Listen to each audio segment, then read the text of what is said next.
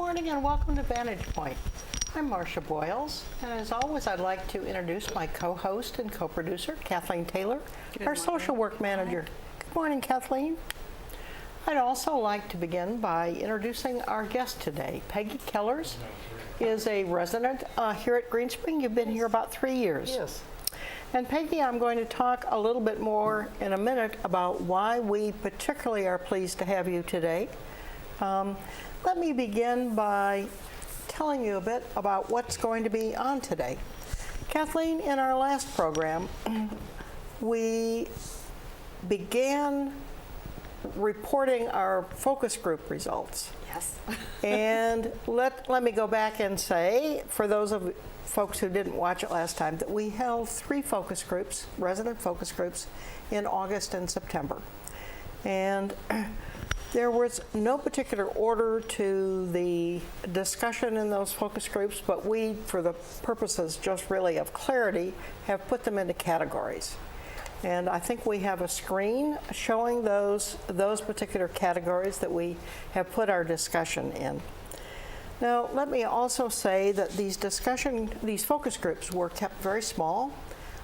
We had between 8 and 16 residents in each of them.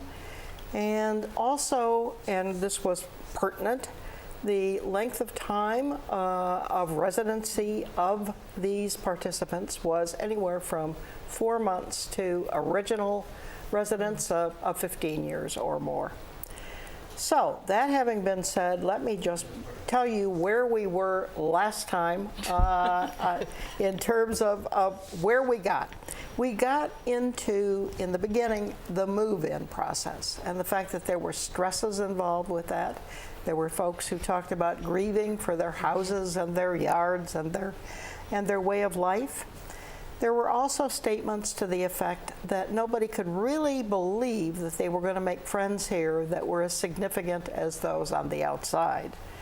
So the move-in process we discussed here in the previous Vantage Point program. We then got into the issue of engagement, which is the next phase really in our lives here.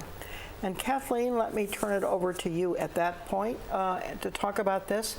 But let's also talk a little bit about Peggy's participation in this. Peggy was one of 2 people who asked to come to 2 focus groups. You were so you were at 2 of them, and in addition to that, of course, you have become very active in the community in really a very short period of time. And you just told me that the election results of for the resident council did, and very wisely, I might add, also elect you again. So we're very pleased with that. So, Peggy, we're glad to have you today. Thank you. And Kathleen, I'll turn it over to you to begin the rest of the discussion. Yeah. So, I mean, as far as the focus group went, I think we were all really surprised at the fact that there were some clear common life experiences that people had as they moved into the community and started to settle down and then had been there for longer periods of time. So the moving in was not only the physical moving in, but the emotional moving in, coming into the community. Do I fit in? Do I want to fit in? And if I do fit in, how do I fit in? So that sort of gets us to where we're at right now, which is talking about the engagement process. And I think that people ask themselves, how does that look? How do I make friends? How do I figure out, what I want to do in the community? How do I make a contribution? How do I become I've already said it. How do I make friends? How do I become a good neighbor? Those are all questions that I think are part and parcel for that next stage, which is the engagement, and also later on will bring us to that question that we always come to, which is who are we as a community? And how our contributions, each of our contributions makes the community what it is. So I think I want to ask you the first question, which is, coming into the community, how do people, you think, start to fit in and start to figure out how they want to engage and contribute to the community? That's a good question, because I think the initial step into the community is overwhelming, as you covered in your last show. But I'm not sure everyone pictures coming in and, oh, here's a community. You know, maybe some have thought through that, and others are, we're landed, we're starting to unpack, and, you know, oh, this community piece. And so I think when you recognize that this is a community, you're going to rub shoulders with people every day, whether you want to or not. The newer residents, I think, are successful if they do what I call dabbling. In other words, don't get committed too soon. Maybe take 6 months or a year, depending on, you know, what situation you've come from, and just try things out. And you're going to find that either dinner groups or card games or other activities or programs are going to be of interest. And then you can kind of feel, you know, where do I fit? What kind of involvement and how much do I want to be involved is important. And so taking that time before you really get committed into something, unless, you know, right away you fall in love with a particular group or program, Right. I think that's an important step.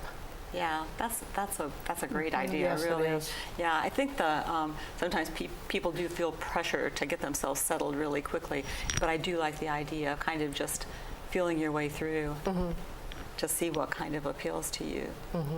And I think we have often been referring to that phase really as a period when you begin to reinvent yourself. Yes. Find out who you are. I think there are so many opportunities here when we think of 200 or more that we do discover that we have new talents, new ideas, new interests. It's an exciting period, I think, to that early. What am I gonna do with myself kind of thing. Yeah, yeah. I think it must be hard because it's probably also an ambivalent period because you're letting go of a previous life to reinvent yourself, but there's a little bit of trepidation there as well. Yes, and I also have heard that people are wary of starting new things or becoming involved if it reflects on what they did in their career. Yeah. Right? And they said, I've done this for 30 years. I don't want any more of it. I want to try something new. Right. And so it's really exciting when I talk to people who, for example, have picked up painting or drawing for the first time in their life, maybe because they haven't had time. Or maybe they just, you know, haven't even thought of it. And now all of a sudden, instead of doing what they did for work, you know, they're involved in a new area. Yeah, yeah. Yeah, I mean, that is very brave because mostly we do tend to kind of recreate the situations that we've been successful in. So I think sometimes people get drawn into groups where they can be the chairperson because they've always been that person. That never happens, does it? But you know, I mean, and if it's a skill set that you enjoy, still exercising, that's one thing. But you know, like you said, if you now want to be an artist and be more creative, then that's the fabulous part about being here. Yeah, brand new opportunities. And I think also the whole notion of, and you alluded to this, Peggy, learning to live so closely, honestly, is a huge, huge challenge, both positive and negative, for sure. But it really is a very different life than almost all of us have. I mean, those of us with houses at least have experienced.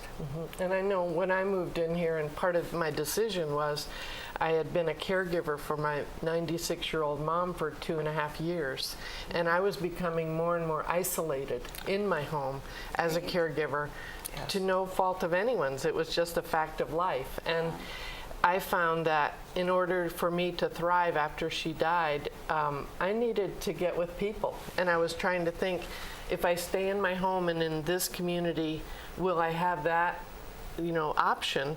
Or if I move into a 3-step or a CCRC community, maybe I'll have more opportunity to be involved with people and to kind of come out of the isolated stage. Yeah, yeah, that's really a good point because I think that you know, a lot of people have sort of, for whatever reason in their life, sort of and I think people that are aging in place out in the outside world where you don't know your neighbors anymore, you know, everybody's so moving so quickly, you've lost all that connection, and maybe you're not driving as much.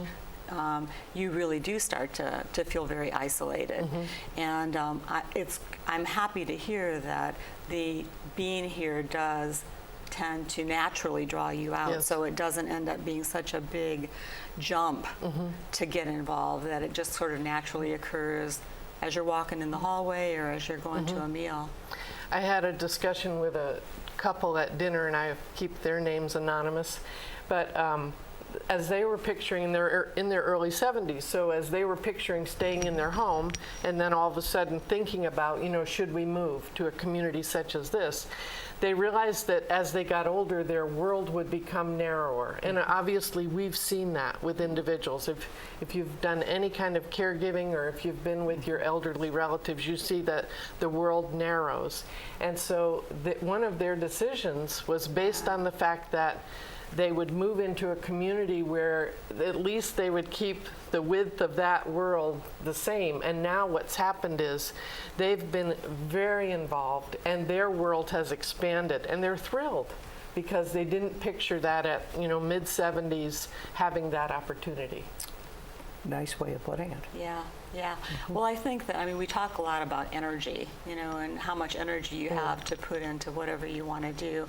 And I think that that's another good part about the community is that everything is kind of a little bit more close in, so you don't have to expend a lot of, I get in the car and drive down 495, which is so stressful, that you're like wiped out before you get wherever you're going. So I think that that's also really smart for people to realize that as they get older, if you want to have the time and the energy to do things that are more fun, it's nice to have them kind of close in.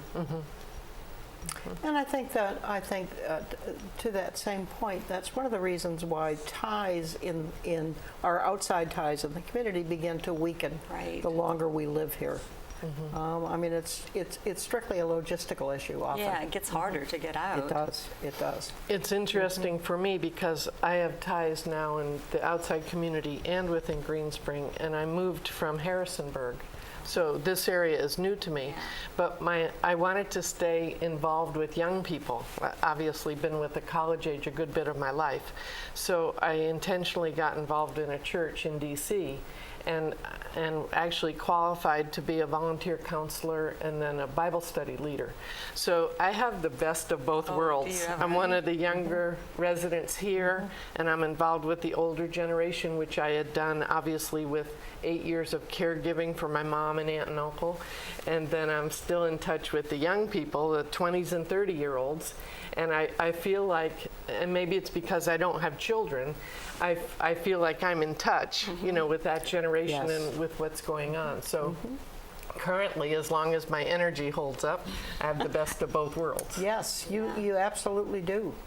I think living in both worlds is part of that early, is characteristic of that early engagement stage. Yeah. And then we move to the next stage. Oh, you mean after engagement? After engagement. Well, I think that it's sort of an extension. As people are here longer, then it's that question of who we are as a community. Yes. As people are aging in place, as either we or our neighbors or our friends are encountering some of the things that happen as we get older. We, either are having some kind of challenges related to medical problems or mobility problems, sometimes cognition. A spouse might be having problems and you become the care partner. And also, of course, end of life, that as much as we work to develop those friendships, we also lose people. And that's sort of a more close-in experience than you might get anywhere else because it's here every day with us. So those are things that, of course, the older, the people that had been here for a longer period of time really were most in touch with, and how to be a good neighbor to someone who was experiencing those difficulties. That seemed to be something that people were asking a lot. Yeah. Yes, I think it's an individual decision too. How much do you reach out without feeling like you're being overbearing, and how much do you back off with respect for the time and energy and whatever is ailing that individual. So it's a delicate balance. Well put. It's a tough one for sure. Yeah, absolutely. Yeah, I think dealing with disabilities becomes a greater and greater issue, as the community has more and more folks who have been here longer and longer. So I think aging in place really is a major issue here now. And of course, the fact that folks are coming in often with greater disabilities than they did 15 years ago, 10 or 15 years ago. Yeah. So Well, I think this is probably, the world in general, but people are waiting longer to come in to the community. Yes. And I think some of it is probably, economics, but also I think that people are staying, the lucky part is people are staying healthy and active a lot longer into their lives. So now we're having people that are deciding at 92 that it's not time yet. right, too early. Too early. But the interesting thing is when you talk to people who have kind of dragged their feet moving in here, in a couple months they're basically saying, why did I wait so long? Yes. Maybe because they Yeah. didn't know what was out there, or as you said, financially they're afraid, well, I have enough money, or just the time and effort of thinking about moving, downsizing, all of that. Oh yeah, the is just just changes. very hard. Yeah, change is very hard. Yeah, I think it's all of those things. Yeah. And that, I think, is important as we think about the transition, and this is a major transition, obviously. But we forget that during times of major transitions, there's a lot of fear involved, there's a lot of insecurity, and now all of a sudden our world is rattled. And so how do I deal with this as a person, and then how do I integrate within this group of 17 or 1,800 people? And the other thing, as I've talked with older people in the community, I can sense, and some have actually spoken about it, there's a fear of the unknown. What is ahead for me? And we have a whole gamut of people who have faced different health issues and different levels of health issues. So where is it for me? And we all want that magic looking glass to see what will it be like. And so and I don't think necessarily it's a fear of passing on to the next life, but I definitely think it's a fear of what will happen and how will it evolve in my aging process individually. So that is a very real piece that we have to be aware of, and I think sensitive to. Oh yeah, absolutely. Yeah, that's obviously a big one. No, everybody's worried. You look around and some people, are lucky that they're aging, luckily. And other people are aging a little bit more difficultly. And so then we really have to put that into perspective, because it is really a matter of luck. And I think some people feel like they have been anointed because because they were lucky enough to avoid some of these problems. So that, I think that does get us down to who we are as a community in terms of accepting the differences that we have, especially in the way that we age sometimes, because it does I think it does trigger that fear a little bit within us, oh no, is this going to be us in another couple of years? But to be able to embrace that. And I think we've had in our shows where people were saying that as they moved in, they really didn't know what it looked like to age, Yes. that they maybe hadn't had any relatives that they had really kind of observed. And so they were looking at people who were aging with disability and finding it really something that made them feel hopeful in a way, because they saw how resilient and how strong people were. So they went, okay, I can go through things like this and I'll be okay. I don't know that we always have that vision. Right. I think we like ourselves perfect better. I've never been there, Kathleen. Well, I haven't either, but you always have that vision. I think that we always think, there's a lot of stressors about, people being a certain way, looking a certain way, Yes. acting a certain way. So once we maybe experience different kinds of problems that make us look less than that, whatever normal is, then I think we struggle with that. And that's sort of part of the process of accepting yourself as you age too. Right. Well, Yeah. the flip side of this, of course, is the fact that we're also seeing friends and neighbors who are well into their 90s. Yes. And still playing golf or, just terribly active, Yeah. both mentally and physically. And they're a bit of an inspiration as well. They're inspirational, absolutely. Yeah. And that's what I say. I say this so much. I sound redundant, but it's like, I have no idea what 90 looks like anymore. It's just like There's no typical 90. there's now. no typical That's 90. right. There's no really. I don't even think age anymore, just because if somebody does say, "Oh, that person is like 92," I go, "What?" No, they're not. So I think That's that right. must be a good thing about being here too. Yes, I think it is. Absolutely. That you can be 92 or 95 and still be active and vibrant and feel good. Yeah. And I was so impressed when I moved in here as to what a caring community we had. Individuals who now have friends that are over in Garden Ridge, and they're faithful to go and visit them. yeah. Or people write cards a lot, and I know that's an old thing now that we have social media and texting and all, but people will regularly send cards to them, and it's not a matter of having the information because you want to gossip about where so-and-so is or how they're doing. It's a matter of truly, genuinely caring because you've had several years with that person. Maybe you've eaten dinner or you've played bridge together, for a number of years. And the other piece that's very impressive about being here is when a spouse is lost, the community around that person, as long as they've moved in enough time, they just rally. Yeah, they do. And some obviously have also lost spouses, so they can identify and certainly, come alongside and empathize with where they've been. But truly, they're there to support for whatever level of support the person wants. Yeah, yeah. I always say some of the best therapy is happening in the hallways. It is. Every day. It is. In fact, I think I said this on the last show, was that I had read a study recently about how peer friendships were actually, as people get older, more important to them than family relations, because it was that shared experience.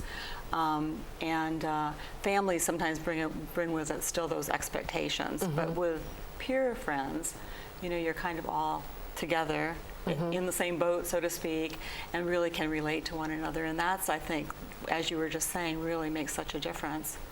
And yesterday we had lunch with the board of directors, the 3 that are in this region, and they brought out a very important point. They were looking at the statistics for people that age in place, which means they're staying in their homes, and that's the bigger majority of this age group compared to the ones that have gone into a CCRC.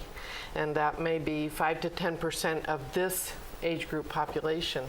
And what they're finding is the component that is the advantage for the people that have moved is the socialization factor. Absolutely. And that's an intangible. Yep. So no one can come advertising, we have these statistics on the extension of this person's life or this group. Right. And I think that that's a factor that, as I said earlier, my view of being isolated, I had to make some important choices about what really do I want for the remainder of my days. Yeah, yeah. But I actually think they are starting to do more studies now. But I thought that there was research on that, on the isolation issue. Socialization and depression. So, I think at some point, those are studies that we're going to have that will show the value a little bit more.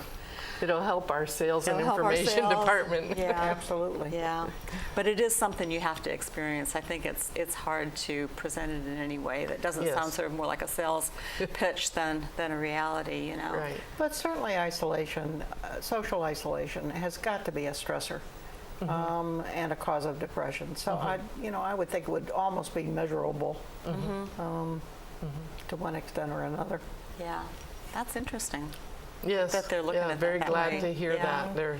They have a very good feel of what the next 10 or so years is going to bring, especially as we have baby boomers moving in, and that is going to, kind of multiply the population age group of senior citizens, 65 and older. Oh, yeah. So I think they're really starting to get a hold of what will it look like, and then we have another transition to face, because now we have another generation coming in, and there's that melding. And if you think about it, I think I saw on our Channel 6 yesterday that we have a 107-year-old birthday compared to a 62-year-old just moving in. So that's a pretty wide gap to try to fill all of those needs. We've talked a little bit about, on some of our programs here, about the fact that there can be a bit of a culture clash, that there are tensions when you begin to mix generations. And really, we have two distinct generations here now, but I think you're right. I think we're really talking about a third. I mean, people in their late 90s, say mid-80s, and then down 70-ish. And they are three different generations for sure. Not always with the same interests That's right. or objectives. Certainly, I am seeing stylistic differences, fairly considerable. Yes. Particularly, I think the older generation playing or having fairly stereotypic and rigid gender roles, for example, versus the younger generation coming in where much of that is gone, because the women have all worked, as opposed to 90-ish when they mostly have not. Yeah. Well, people are going to be working longer. We know that already, Yes. that people are working well into their 70s now. So the integration piece, the moving in emotionally piece, as opposed to having a foot on both sides of the continuum, I think that's going to be more too. Absolutely. And we still have a huge divide between the people who lived through the Depression versus those that didn't. And I tried to figure out maybe what age that might be. Well, it was maybe the Depression and the Second World War that really shaped the 95 plus generation here. Yes, absolutely. Yeah. I think the other thing that my understanding is having an impact on people moving in or not moving in is the fact that technology is being developed that can really monitor people health-wise in their own so they can in their own stay homes. in their own homes longer. And also, of course, a matter of security and all kinds of things. But the monitoring situation apparently is changing. Folks need sometimes to move in. Yeah. That's a good point. You know what? We're out of time. Oh. My goodness. Wow.